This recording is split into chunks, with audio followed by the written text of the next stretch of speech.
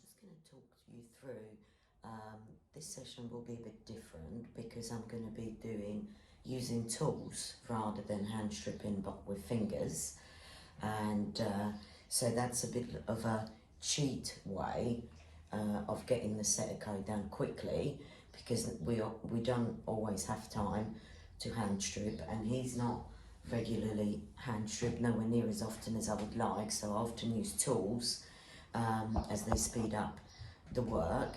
So I'm going to show you in this, this is a pre-bath preparation. Neo, stand up. So he's not been bathed for 2 or 3 weeks now. His coat's looking dreadful, so we're going to forget about all of the feathers because they're not washed. I'm just going to show you a few of my tools that I use for hand stripping on his top coat here. Now,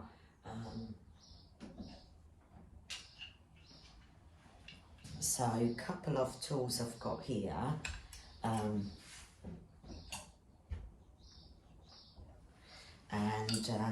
there are several ones.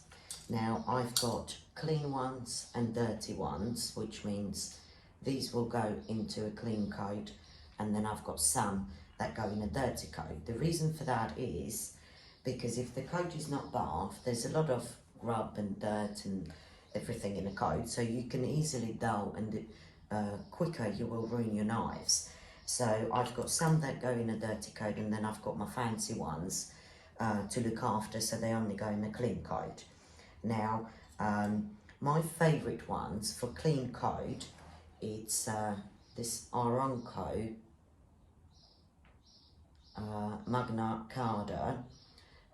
These are available in UK from Redcape, and also Aaronco Sumo Raker.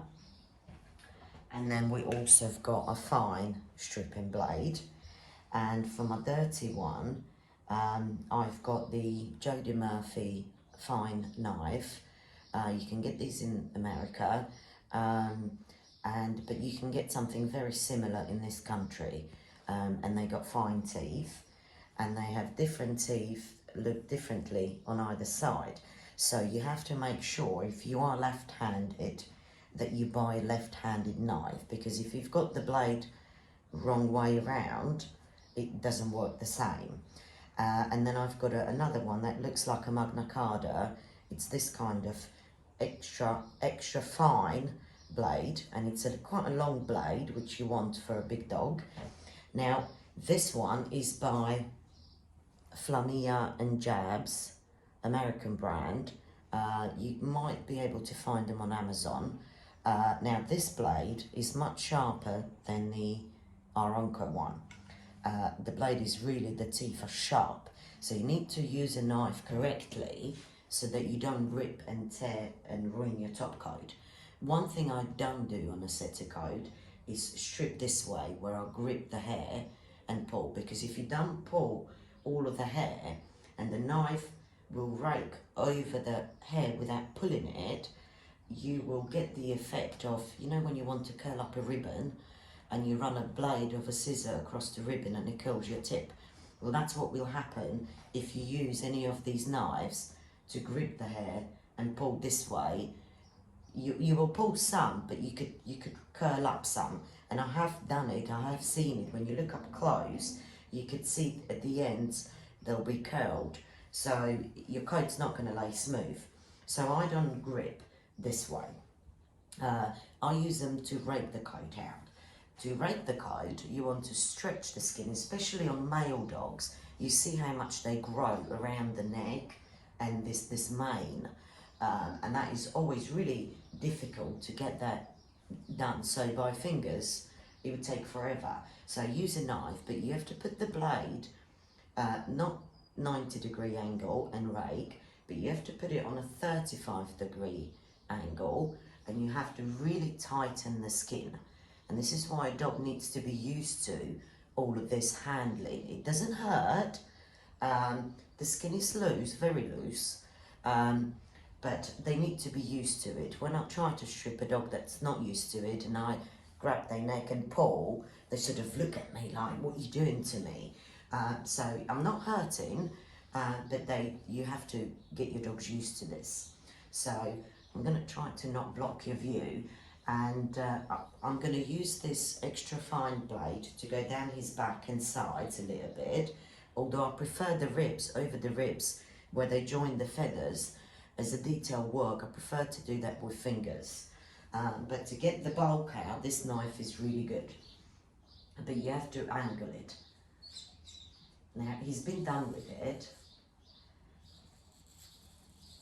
I've been doing him weekly with it, so he hasn't got a lot coming out. See, I'm pulling just a few because he's been done weekly, so there's not a lot, but we'll still take some more out. You see, you really have to tighten the skin and have your blade on the angle, and you can rake out a lot of the coat. See, it's not a huge amount coming out of him.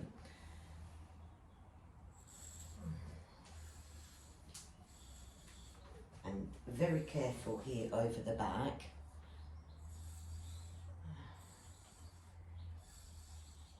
And over the spine. You have to be very careful when you've got a dog that's maybe a little bit on a slim side, near up, because you don't want to run the blade over the bony spine or the pin bones. Near up and stay. There goes the fidget. So if they have a protruding pin bones or spine, then you want to pull the skin where you want to rake away from that bone, and then you want to rake it so that you don't hurt them. He's not bony because he actually needs to lose a little bit of weight. He's got enough on him. Stop spinning, please. Up, up. There goes the fidget. That's going to be fun, isn't it? Right, stay, stay. Look at the birdies outside. Good boy.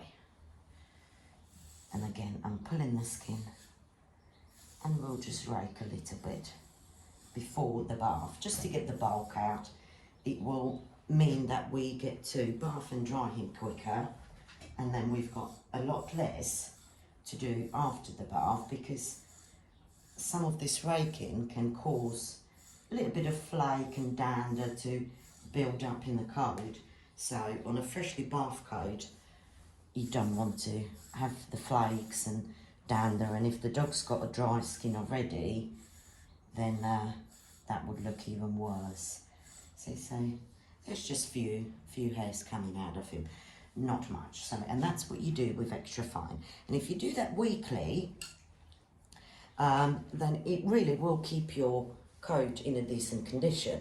Sit down. No, a bit further back. Here, there you go, my boy.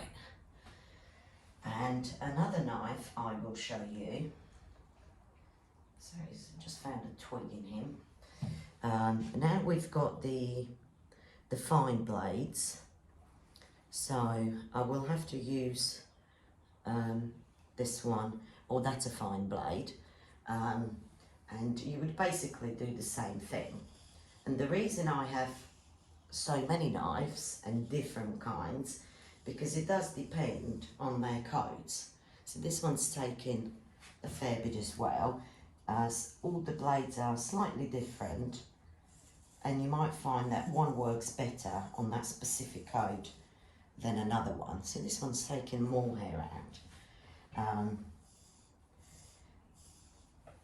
And it's always pulling, and you can see, because when you look up close, you will see the roots of the hair.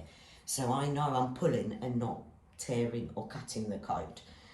And then this other tool, Sumo Raker, which is a bit different blade.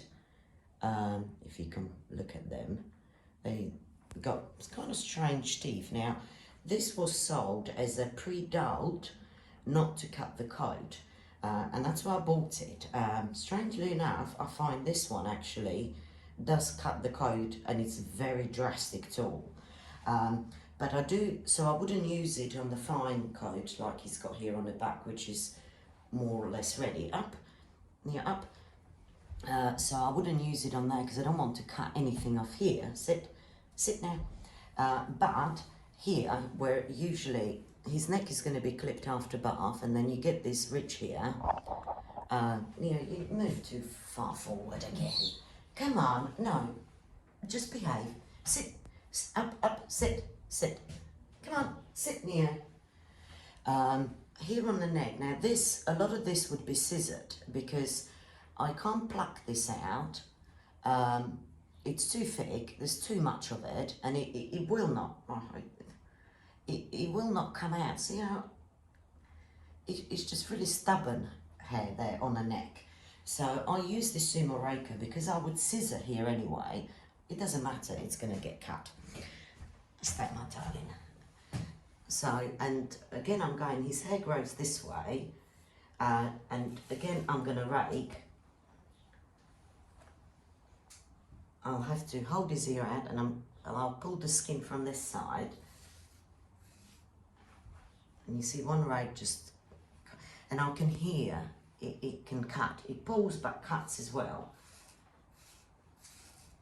And I'll use this one to get rid of this bulk, because then when I clip his neck and I have to scissor this ridge line, you could see, it's going to be a lot less scissoring and a lot neater scissoring once I debulk it, because we were going to have to blend this thick coat into the very short clipped neck that he's going to get. So the less hair I've got there, the neater I will be able to scissor it. And you see this one rakes quickly. Make sure the dog hasn't got knots behind the ears if you go there with a knife, because you don't want to pull on that. And there's loads coming out with this. So this tool is good to remove a big bulk from a thick coat that is healthy, good texture, and where it would be scissored.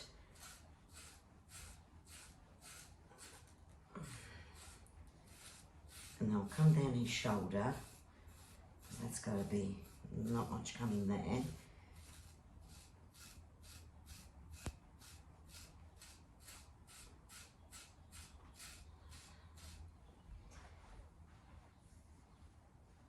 So look how much I took out just with a few strokes. So that really helps to get that coat neat, and then the edge will be scissored. But we'll do the final. This is my clean tool, because I would do this on a bath dog as a finer touch-up. You can use it on a shoulder, and you can also use it here on the elbow. Let's go down a bit. Because the elbow is quite gets overgrown, so you can hold your feathers out the way, stay, and we can clear his elbow out.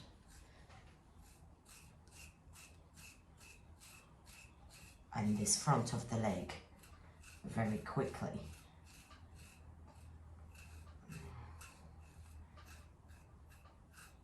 I've already done this side actually, because I started preparing his coat, so there isn't that much to do. There's a lot more on the other side, so you can use that, or you can use your fine knife for that as well. Fine knives is taking a lot less out. Be careful not to scrape over the bone there too much. Be gentle. Feel what your knife is doing. And you can really nicely clean that front leg with a knife. And it's a lot faster than trying to do it with the finger. Now you see I've got all these little chippings. Make sure you take them out with the brush, because otherwise they will tangle up your coat. And you see how easily and quickly I've cleaned up that leg. We'll still have to touch up once it's clean and standing and dried, and make sure I've got a nice straight line.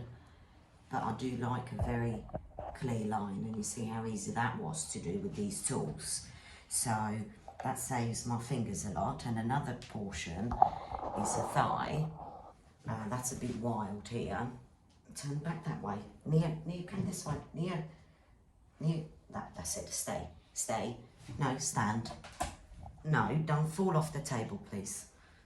Right, so, and same we do on his thigh. He's got very overgrown thighs. You see it's taken that's all that I've raked out. Because thighs need to be really short,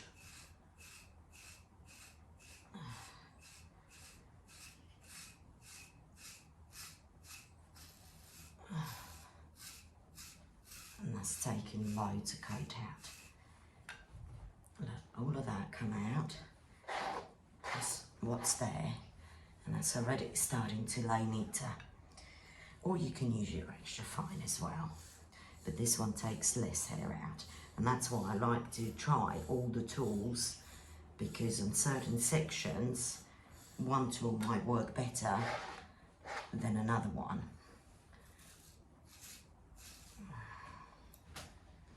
Stay. And also we like to clean here. I don't expose too much around his tail base because his tail is he's got a falling off grip, so we'll get to that later. But I just like to tidy up here at the back, because then I don't scissor any of this on him. So we just take some out there.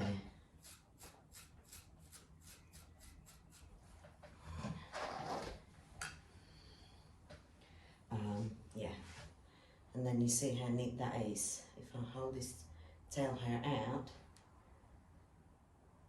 and he looks like I've already scissored this bit, and I didn't. That was all just tools. So, but we'll get to that part a bit more. I just wanted to show you the two different types of knives, which are currently my favourites.